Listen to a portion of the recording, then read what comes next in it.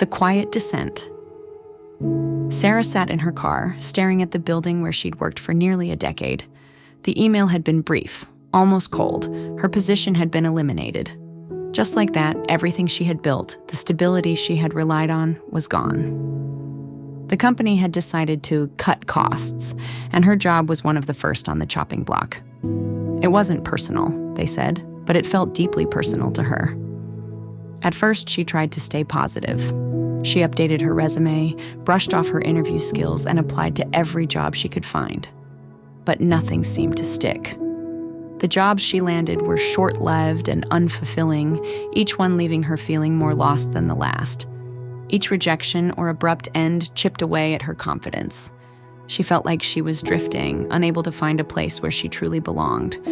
As if that wasn't enough, Sarah's partner, Emily, began having seizures out of nowhere. The first one happened on a seemingly normal evening. They were watching TV when Emily suddenly collapsed, her body convulsing. Sarah panicked, unsure of what to do, but managed to call an ambulance. In the weeks that followed, Sarah became Emily's caretaker, navigating doctor visits, medication management, and the emotional toll of watching the person she loved suffer. It was exhausting, but she couldn't let Emily see that. Emily needed her, and Sarah had always been the strong one. But even as Sarah juggled Emily's health issues and her endless job search, something else was gnawing at her own health. Her vision had been deteriorating for months. It started with blurriness in her peripheral vision, but soon even reading and focusing became difficult.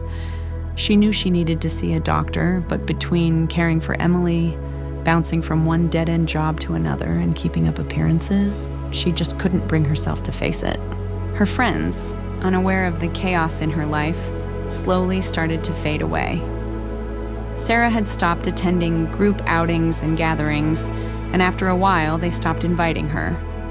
No one called to ask how she was doing, and no one seemed to notice her absence. She'd scroll through social media and see them laughing, going to concerts and celebrating birthdays, but no one reached out to check on her. She couldn't blame them, really. She hadn't told anyone about her struggles, about losing her job, Emily's seizures, or her failing eyesight. She didn't want to be a burden or appear weak. So she withdrew into herself, keeping her pain and fear hidden behind a smile when she had to, and silence when she didn't. Days turned into weeks, and weeks into months. Sarah found herself sitting in her apartment, staring at walls that seemed to close in on her. She felt invisible, not only to the world, but to herself. How had everything spiraled so far out of control? How had she lost not only her job, but her sense of self, her connection to the world around her? In the quiet of her isolation, Sarah sank deeper into despair. She didn't know how to ask for help, and she wasn't even sure if anyone would hear her if she did. It was as if the universe had moved on without her, leaving her to navigate the storm alone. And yet, beneath all the weight of her burdens, there was a small, flickering hope.